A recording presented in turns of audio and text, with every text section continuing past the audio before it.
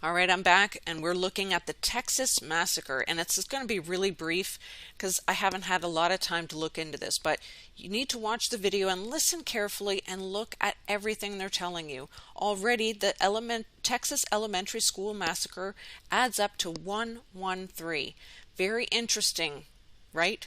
I mean, we know about A113, right? So all I can tell you is their hands are dirty and mixed in this in some way, shape, or form. So let's go take a listen to what they have to say, because already the first things that come out of their mouth is the call came in at 11:32 local time. I'm surprised it wasn't 11:33, but hey, let's go. Begin tonight with ABC's Maria Villarreal. She's on the scene in Uvalde, Texas.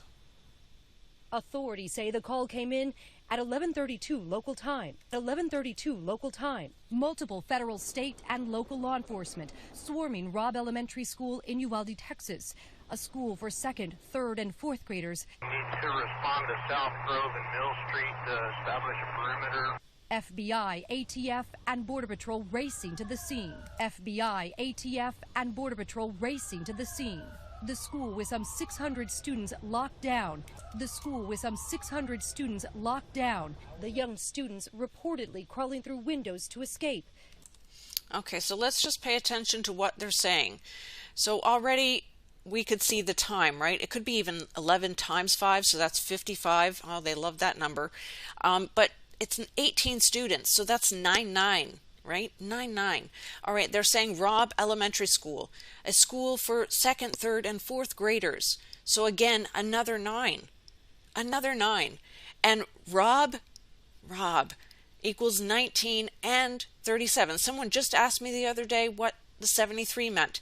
And even Sumerian, look over there, 222, there's your 6. So flip that around, there's your 9.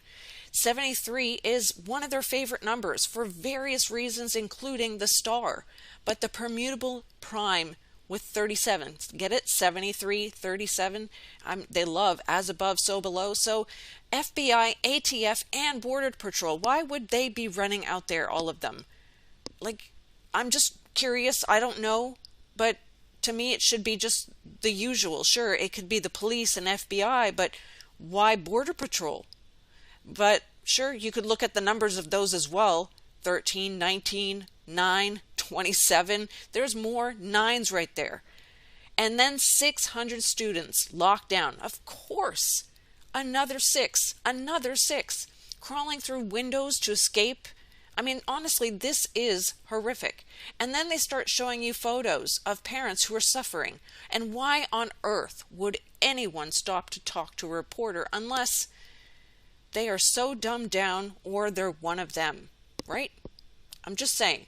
And Rowdy Rooster, interesting. I'm sure there's so much more to this, including the young man who was the shooter, who they apparently took down. You need to listen to Greg Abbott on this, and then we'll go forward. Greg Abbott reporting the lone suspect, identified as Salvador Ramos, was a member of the community, a student at Uvalde High School. An 18-year-old male who resided in Uvalde.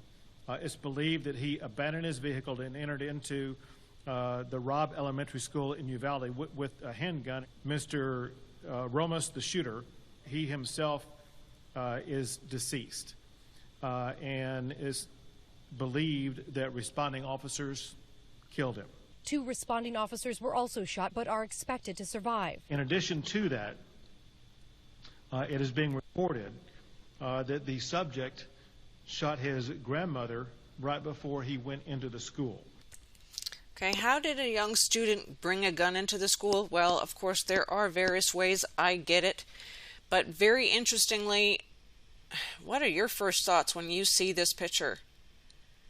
Was he trying to become the opposite sex? I'm just saying. And then he shoots his grandmother, right?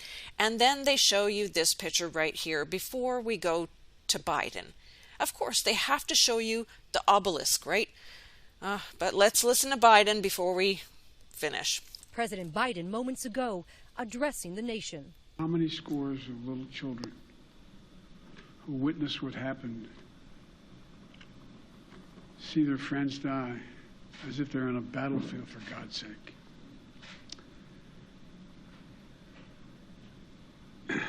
They'll live with it the rest of their lives. As a nation, we have to ask, when in God's name are we going to stand up to the gun lobby? As a nation, we have to ask, when in God's name are we going to stand up to the gun lobby?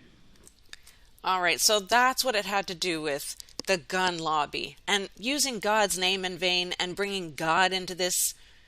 Honestly, we already know where they stand on all of this, but this is what it had to do with. And in God's name, they will stand before God one day, and they realize this, and they know exactly what they're doing. Just look at everything closely, what they were saying. All I can say is, I don't trust them one bit. All right, that's a quick take. I'm going to be watching Joseph Acquaviva later. I'm sure he's going to have a take on this. God bless you guys. Take care. Have a great day.